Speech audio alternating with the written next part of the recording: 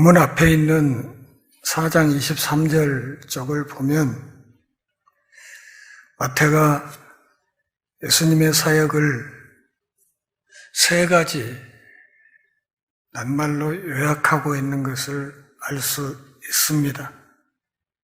회당에서 가르치셨다. 또 전국 복음을 전파하셨다.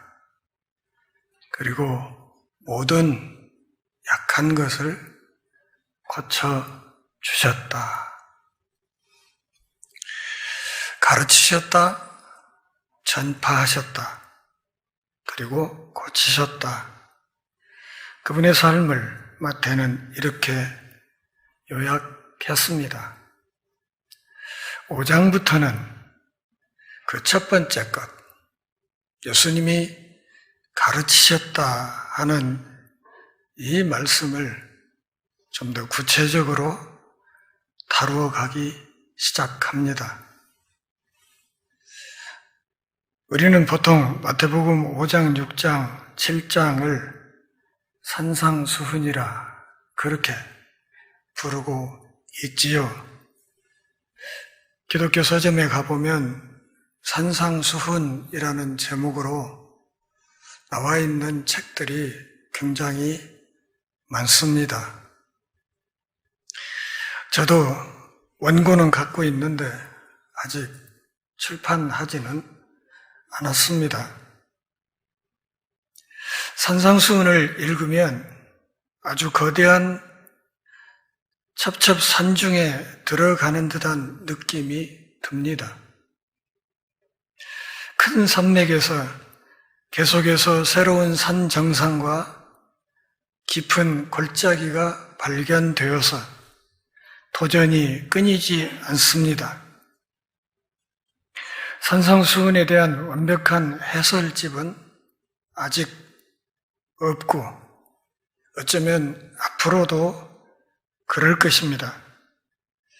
산상수훈의 줄거리에 관해서도 여전히 논란이 많습니다. 대문호 톨스토이의 말대로 이 설교가 인간의 정치 현실에도 적용되어야 하는가?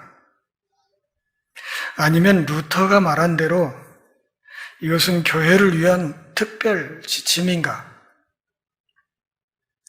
예수님은 우리 인간들이 여기에 쓰인 대로 행동하기를 원하시는가? 산상수훈의 복음적 권고는 천주교에서 오랫동안 그렇게 가르쳐온 대로 수도승 같은 믿음의 엘리트들을 위한 것인가? 아니면 모든 신자들을 위한 것인가? 이런 큰 문제 뒤에는 수많은 자잘한 문제들이 있습니다. 독자들은 마태 생각의 흐름을 바짝 쫓아가는 방법을 따라야 합니다. 그러면 다음과 같은 것들이 눈에 들어올 것입니다. 마태가 지금까지는 예수님의 생애에 대해 설명했는데 이제부터는 예수님의 가르침, 그 내용을 전달하려고 한다는 것입니다. 산상수훈은 예수님의 가르침, 그것의 간결한 모음집과 같습니다. 이 가르침은 예수님 활동의 첫 시기에 나온 것이며 예수님은 제자들에게 이것을 앞으로 올 모든 가르침의 근간으로 삼으신 것입니다. 여기에는 예수님 사역의 중간기나 말기에 나오는 논쟁이 아직 반영되어 있지 않습니다. 따라서 여기에는 예수님의 인격에 대해 그리고 그분의 구속사적 죽음과 부활에 대한 언급이 거의 없습니다. 산상수훈을 예수님의 초기 사역의 열매로 보는 이유는 그것이 마태복음의 앞부분에 있다는 것 외에도 두어 가지 증거가 더 있기 때문입니다. 첫째, 마태는 먼저 예수님의 말씀과 기적을 묘사한 다음 9장 35절에서 거의 문자 그대로 4장 23절과 같은 요약 보고를 반복하고 있습니다. 이것은 마태복음 4장 23절과 9장 35절이 시간상으로 똑같이 사역 초기에 일어난 일임을 암시합니다. 둘째, 누가가 전한 평지 설교를 마태복음 6장, 즉 예수님의 사역의 시작 부분에 두었다는 점입니다. 한 가지 이유를 더 든다면 이것은 여러 가지 관점에서 마태복음과 완전한 대조를 이루는 요한복음과 비교할 경우에 더 뚜렷하게 드러납니다. 단지 요한복음만이 요한복음 13장부터 17장까지의 소위 고별 설교라고 하는 곳에서 마태와 비슷하게 예수님의 말씀을 모아놓았는데 그 말씀들은 예수님의 순환 바로 직전에 주어졌습니다. 그러므로 그곳에는 예수님의 큰 투쟁과 수고가 반영되어 있습니다. 따라서 그곳에서 예수님의 신격이 분명하게 드러납니다. 거기에는 마태복음 5장, 6장, 7장에 있는 것과 같은 가르침 모음집은 없으며 제자들은 이미 언약 백성이 되어 있는 상태였습니다. 거기 담긴 주제들은 다음과 같습니다. 새 계명. 내가 너희에게 새 계명을 준다. 아버지께 가시는 예수님의 길. 예수님의 대리자이신 성령님의 오심. 평안을 주시는 예수님. 예수님의 사랑. 포도나무이신 예수님. 세상의 미움. 성령님의 사역. 예수님이 가셨다가 다시 오시는 것. 참 대제사장의 기도. 이것이 요한복음 13장부터 17장까지 기록되어 있습니다. 그러므로 마태복음에서 산상수훈을 주실 때의 하나님의 시계는 요한복음의 고별 설교 때와는 전혀 다른 시간을 가리키고 있다는 것을 알 수 있습니다. 또한 설교의 목적도 다릅니다. 이 점은 산상수훈의 끝부분에서 분명하게 밝혀질 것입니다. 산상수훈의 가르침은 크게 두 부분으로 나뉩니다. 5장 17절부터 48절까지 하나님의 뜻을 올바로 아는 것에 관한 말씀, 그리고 두 번째로 6장 1절부터 7장 20절까지 진정한 믿음과 거짓 믿음, 예수님을 따르는 제자도에 대한 가르침이 주요 부분 전에 나옵니다. 다음 주부터 다루게 될 5장 3절부터 16절까지가 제자도에 대한 가르침입니다. 그리고 이 산상수훈의 끝부분 7장 21절부터 29절까지 이 말씀에는 예수님이 비유로 가르치신 경고의 말씀과 청중의 반응이 묘사되어 있습니다. 그러니까 앞부분과 끝부분을 뗀 가운데 본문 부분은 크게 두 부분으로 나누어서 이해할 수 있다. 이렇게 이해하고 계시면 되겠습니다. 5장 1, 2절 같이 한번 읽어보실까요? 예수께서 무리를 보시고 산에 올라가 앉으시니 제자들이 나아온지라 입을 열어 가르쳐 이르시되, 그리고 그 다음부터 소위 팔복 말씀이 나오게 됩니다. 마태의 사고 흐름을 면밀히 따른다면 예수님의 행동이 뜻밖이라는 것이 매우 강조되어 있다는 것을 알 수 있습니다.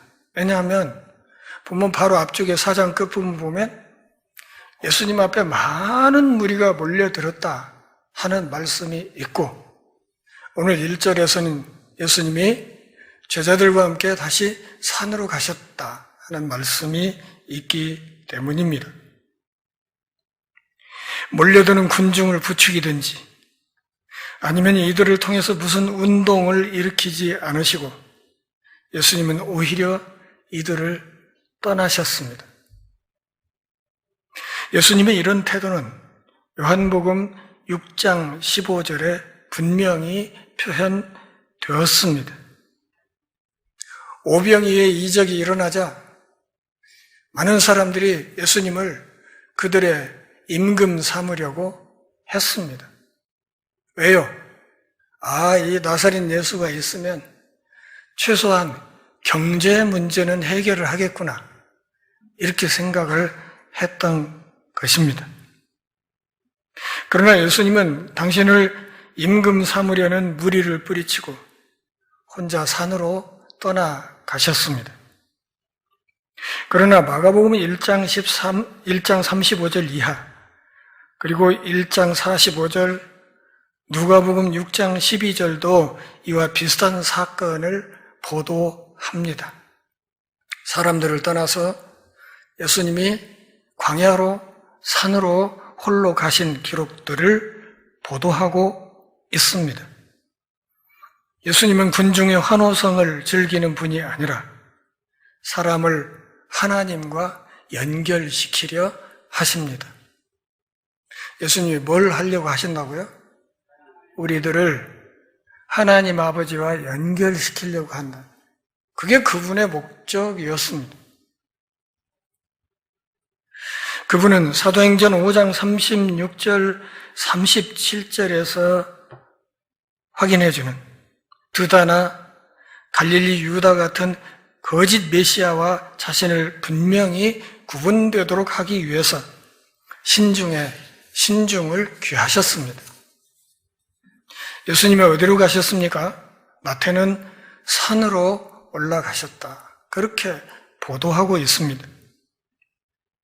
그러면 이것이 산상수훈에 있는 마태복음 5장 14절의 비유 말씀과 통합니다. 산 위에 있는 빛. 산에 자주 가시는 예수님의 습관도 이 진술이 옳다는 것을 지지합니다. 그러면 이것은 누가복음 6장 17절에 있는 것처럼 예수님이 평지로 가셨다는 이 사실과 반대되는가? 그렇지 않습니다. 왜냐하면 누가복음 6장을 자세히 살펴보면 누가복음 6장 17절부터 19절까지의 말씀은 이른바 요약보고이고 누가의 팔복 설교와 연이어 계속되는 설교에는 장소에 관한 언급이 없기 때문입니다. 다시 말해서 누가복음 6장 19절로 한 단락이 끝나고 20절부터 예수님의 팔복 설교가 나오는데 그것은 예수님이 평지로 가셨다는 그 앞 단락의 이야기와 연관성이 전혀 없기 때문입니다. 그러나 마태는 이곳에서 대강의 장소를 언급하고 있으므로 예수님이 산 위에서 가르치셨다는 사실을 의심할 필요는 없습니다. 이스라엘의 지형을 잘 아는 사람들은 산이라는 말이 다음과 같은 두 가지 요소를 포함하고 있다는 것을 알고 있습니다.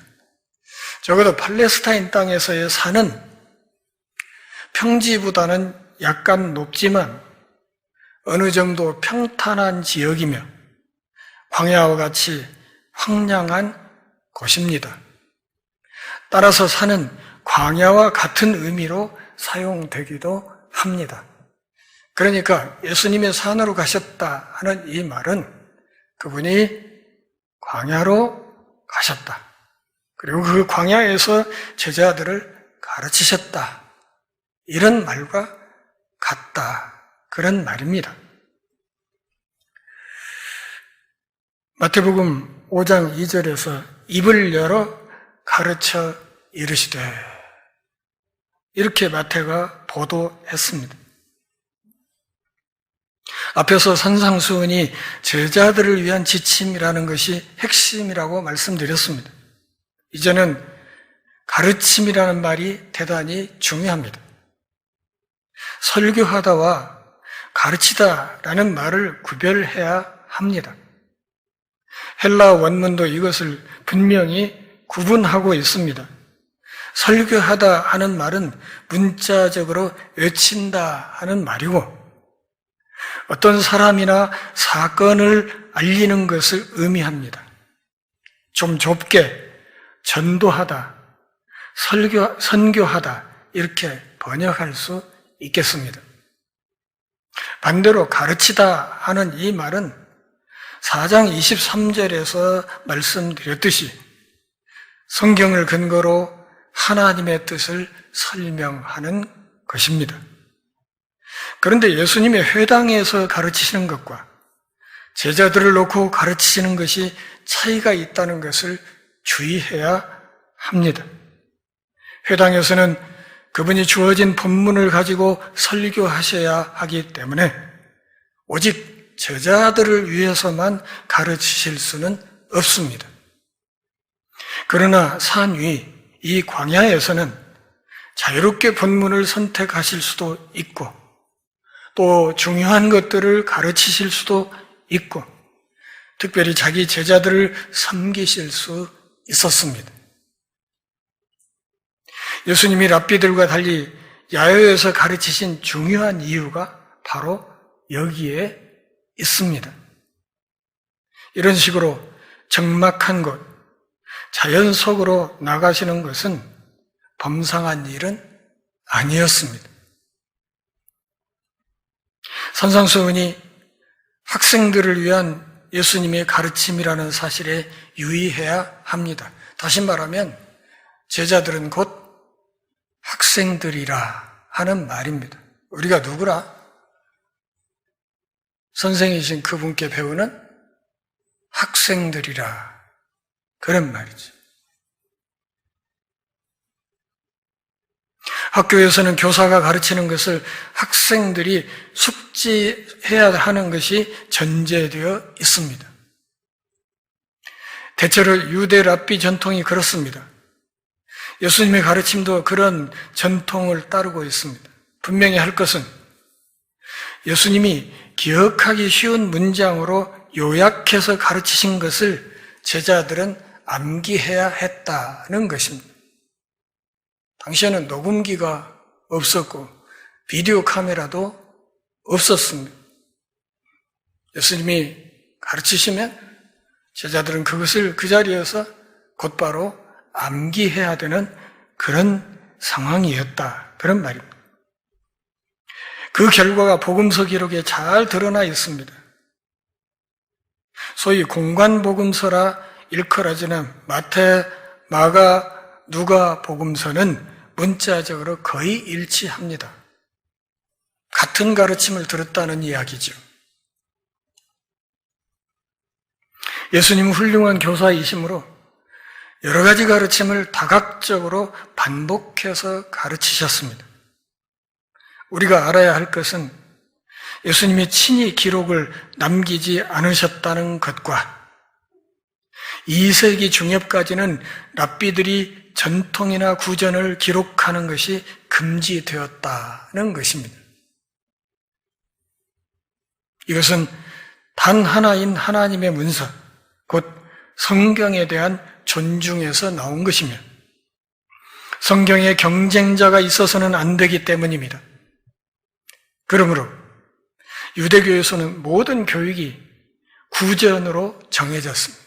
말로 하고 귀로 들어서 그것을 암기하는 방식으로 모든 지혜가 전달되었던 것입니다. 유대인들의 기억력은 읽기를 위주로 하거나 텔레비전을 많이 보는 현대인보다 훨씬 더 뛰어났습니다. 이것은 우리도 인정하지 않습니까? 요즘은 손전화에 사람들의 모든 전화를 거의 다 입력해 놓고 있습니다. 필요하면 검색해서 찾아서 전화를 겁니다. 그래서 함께 사는 가족들의 전화번호도 가물가물할 때가 있습니다. 그런데 이것이 나오기 전에는 어땠습니까? 웬만한 사람들은 다 몇십 명, 또 전화국에 있는 안내하는 분들은 수백 명의 전화번호를 다 외우고 있었습니다. 내비게이션이 나온 뒤에 우리 모두는 다 길치가 되었습니다. 예전에는 눈치껏 이렇게 찾아서 잘 돌아다녔는데 요즘은 그 안내하는 내비양이 없으면 그냥 순식간에 길치가 되어 버립니다.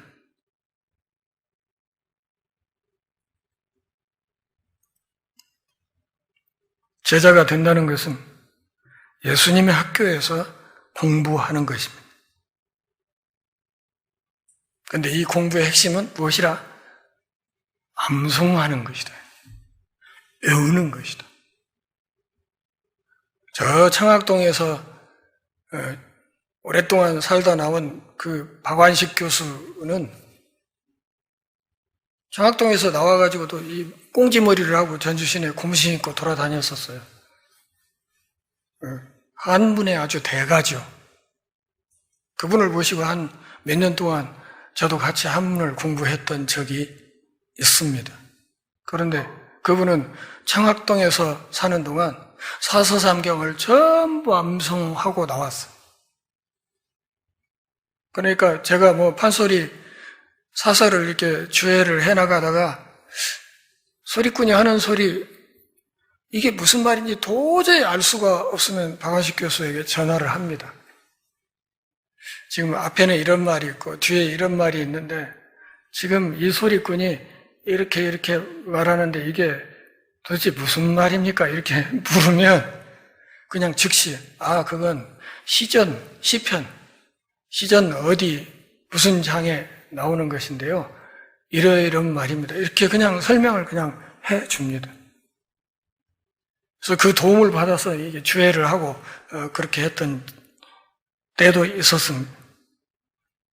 그러므로 오늘 앞으로 우리가 다루게 될 이 말씀은 산상설교라는 명칭보다는 산상가르침이다. 이렇게 말하는 것이 훨씬 좋습니다. 오늘날 자유주의 성경 비평학자들은 사도들의 가르침을 성실하게 따르지 않습니다. 그들은 사도와 복음서 기자들을 책상 머리에 앉아서 성경을 편집한 사람들이라고 생각하기 때문입니다. 비평학자들은 사도들이 용감하게 복음서를 사실과 다르게 나름대로 구상하고 전승을 제 멋대로 편집했다고 생각합니다. 그것을 열심히 연구하기 때문에 신약학자인데 예수 안 믿는 사람이 너무 많습니다. 신학교 교수인데 예수를 믿지 않습니다. 하지만 그런 생각들은 완전히 글러먹었습니다. 복음서 기자들은 자기 생각을 억제하고 주님의 말씀과 행동이 스스로 말씀하시도록 하려고 노력했습니다. 성령님은 복음서 기자들을 도우셔서 사복음서가 놀라운 통일을 이루게 하셨습니다. 이들이 다른 복음서를 베끼면서 억지로 끼워 맞춘 것이 아니라는 이야기입니다. 사도들의 가르침을 신실하게 따르지 않으면 헛된 주관주의와 개인주의의 늪에 빠지게 됩니다. 그 결과는 영원한 생명을 잃는 치명적인 것으로 나타날 것입니다. 무엇보다도 성경을 배워야 하고 성경 내용을 전체적으로 조망할 수 있어야 하고 중요한 구절은 외워서 알고 있어야 합니다. 얼마 전까지만 해도 성경 69절, 129절 해가지고 그 암송 카드들이 기독교 서점에서 많이 팔렸어요. 그래서 그거 들고 다니면서 열심히 외우고 또 암송 겨루기도 하고 그랬었는데 요즘은 어떤지 잘 모르겠습니다. 한 10년 전쯤 통계인데 전 세계적으로 사람들이, 기독교인들이 성경을 읽는 시간이 일주일에 3분? 평균 시간이. 기독교인들이 성경을 읽는 시간이 일주일에 평균 3분.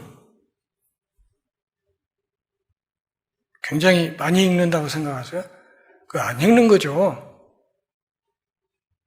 그러니까 어떤 사람은 1년에 성경을 2도 가고 3도 가고 이런 사람도 있으니까 그걸 평균 낸 것이니까 대부분의 사람들은 성경을 아예 읽지 않는다는 말입니다. 뒤가 캥기는 분들은 오늘부터 성경을 좀 열심히 챙겨 읽으시기 바랍니다. 카톡도 그렇다고 하잖아요.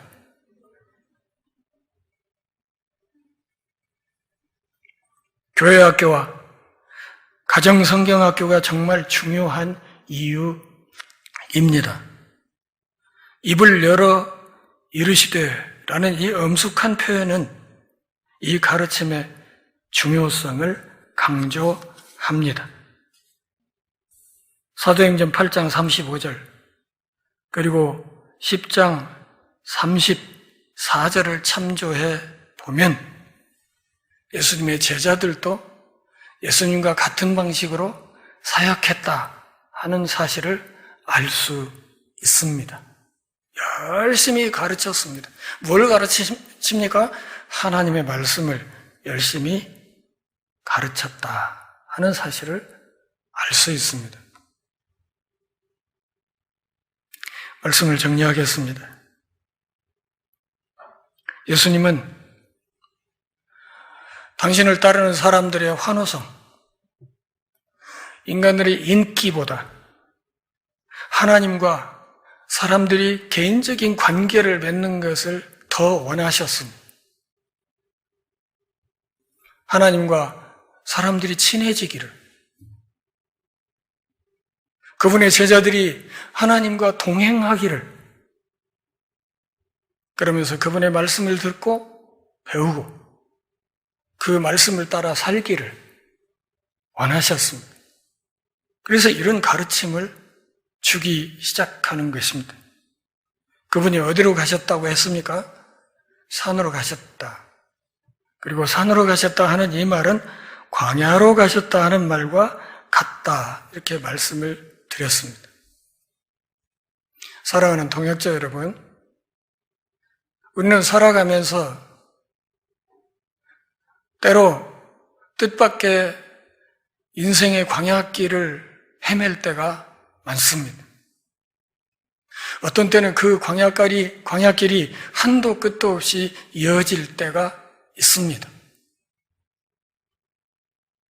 그리고 곧 죽을 것 같고, 죽는 것이 차라리 나을 것 같은 그런 삶의 위기를 만날 때도 있습니다.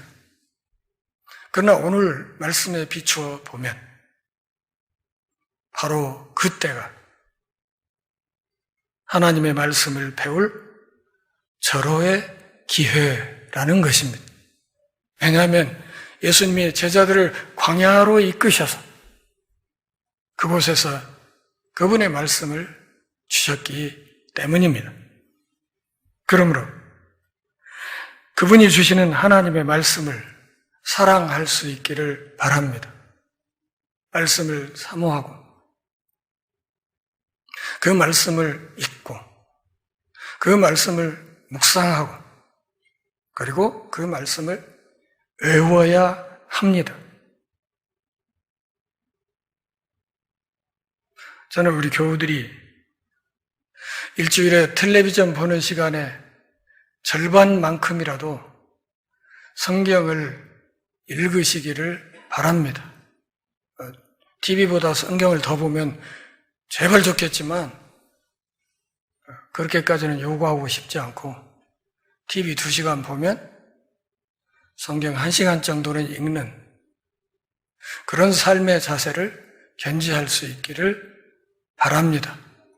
그리고 그 말씀을 읽고 묵상하고 그리고 중요한 말씀들은 외우고 그렇게 해서 그 말씀을 내 뼈와 살에 새겨서 우리의 삶 전체가 하나님의 말씀을 육신으로 바꾸어내는 복된 삶이 될 수 있기를 간절히 바랍니다. 기도하겠습니다. 하나님 아버지, 오늘도 우리가 주의 말씀을 들으며 우리 신앙의 옷깃을 새로 여미는 복 주셔서 고맙습니다. 삶이 다하는 그날까지 하나님의 말씀을 늘 사모하고 그 말씀을 열심히 찾아 읽고 말씀 속에서 하나님의 뜻을 배우고 그 말씀을 암송하며 말씀을 따라서 말씀을 우리의 육체의 삶으로 바꾸어내는 복된 생애가 되게 하옵소서.